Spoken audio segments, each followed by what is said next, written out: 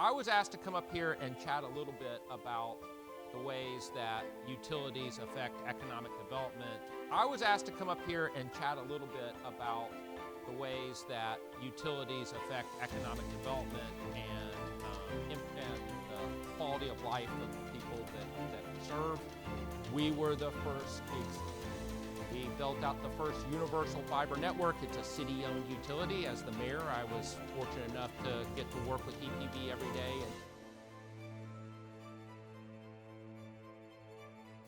Okay, all right. It's just carefully orchestrated, as you can tell. So thanks so much, Mark. It has been great, and maybe you are even a little bit more than a potential recipient of some New Era funding, and we might have some announcements about that soon. I was asked to come up here and chat a little bit about the ways that utilities affect economic development and the quality of life of people that we serve. Because I'm a speaker and I have the microphone in my hand, I can say whatever I want, so I'm not necessarily going to talk exactly about that. No, I am going to talk about that. I'm just going to add a couple of things about policies and particularly what's happening right now, and then we'll take some questions and chat about whatever y'all want. So the way that I like to think about this is, as you heard, I'm from Chattanooga, Tennessee. The year after I was born, Walter Cronkite, who maybe most people in this room know. I see some people, no judgment on ages, but maybe most people in this room know as being called the most trusted man in America. He did a 1-hour special about my hometown, and it was about how we were the dirtiest city in America. And so when I grew up, I remember going downtown, and there was a department store called Loveman's. And I remember when it closed, even I, as whatever I was, 7, 8 years old, being like, well, that's the end of this place. We're done for. And I graduated high school and thought to myself, I'm never going back to that place again. Yet a couple decades later, I was the mayor of the city. And what happened in the meantime? Well, Congress passed the Clean Air Act and the Clean Water Act. City leaders decided to clean up the water and the air and make the river, the Tennessee River, which cuts through the middle of the city, the centerpiece of our region. And all of a sudden, we were starting to cook.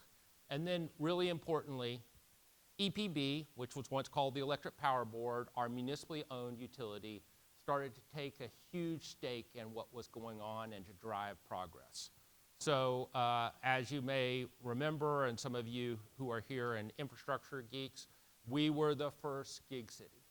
We built out the first universal fiber network. It's a city-owned utility. As the mayor, I was fortunate enough to get to work with EPB every day and take credit for what they did, which I still do, what the smart people there did, and appoint all the board members and be part of it. EPB did a couple things. They decided to build out a smart grid. That smart grid was then utilized to become the first gig city, which we then marketed all over the country and all over the world. We used that then to start the first innovation district in America for a mid-sized city, and also became the first city in the country. This is the last thing that I did when I was mayor.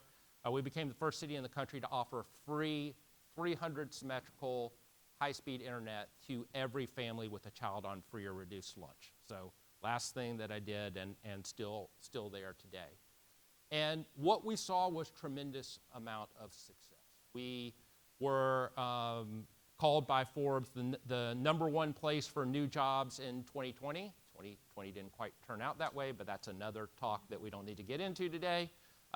We had one of the highest wage growths in the country during the decade that followed that. And over and over again, we saw gains throughout the city that, just a reminder, Walter Cronkite had called the dirtiest city in America. And I would walk around all the time saying, can you imagine any of this happening if we were still the dirtiest city in America? Imagine any of these things that we saw.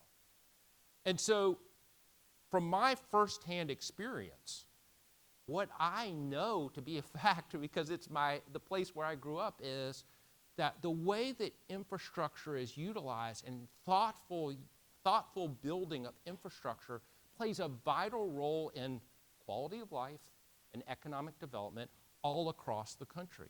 And we have an enormous opportunity today, because more so than in any of our lifetimes, people can, if they have the right infrastructure, live in the place that they love and still have the job that they want and do the things that they care about. And so because of more remote working, because of everything else, we see tremendous opportunity in rural America. But there are things that threaten that. One of them, of course, is pollution. Another is not having access to those basic infrastructure needs that allow you to build whatever life you want in those communities. And so the brilliance, I think, of these last 4 years is that President Biden has put an enormous stake in the ground that says we're going to have this basic level of infrastructure everywhere. And as a former elected leader, what I know about this is then you're able to take that basic level of infrastructure at a price that ratepayers can afford and build the community you want on top of it, which might be different in Colorado than it is in Tennessee than it is in Washington, D.C. And because of the Bipartisan Infrastructure Law, where RUS, we got about $4 billion to do high-speed internet work throughout rural America. Almost all of that is being deployed as we speak. Or the Inflation Reduction Act, where we got a little bit under $11 billion, which will leverage about $40 billion worth of new clean energy projects. There is an immense amount of work going on. So what does this look like in practice? So let me just give you some idea. That this $11 billion or so that we have of clean energy money under the Inflation Reduction Act funds two big buckets of money. One is the Powering Affordable Clean Energy Program, or PACE, and Empowering Rural America, or New Era. Your pay gets docked if it's not an acronym for whatever program you decide to do.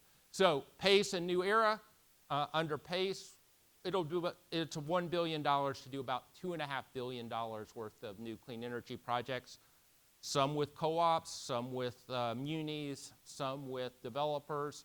And these are $1 to $100 million forgivable loans where you can stack tax credits or direct payment on top of that. So if you get a $100 million loan from us to do solar or hydro or wind or whatever it is that you're going to do, most of rural America qualifies for a 40%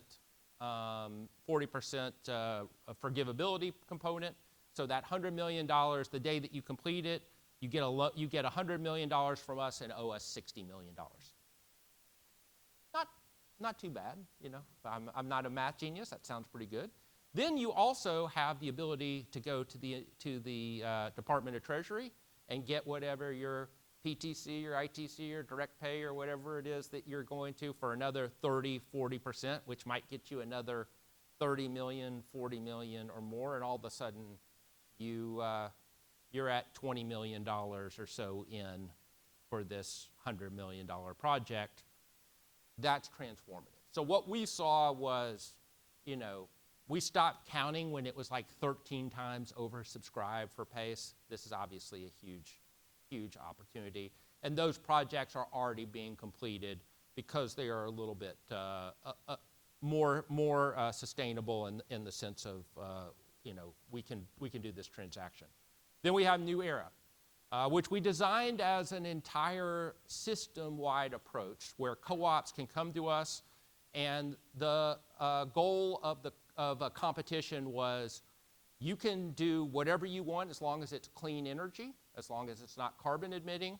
The goal is just tell us how much you're going to reduce your carbon emissions by, and the more you reduce your carbon emissions, you win. And then if you want to do nuclear, which we are funding the co-ops that are buying the energy at Holtec Palisades in Michigan. So we are funding that to the tune of about $1.2 billion.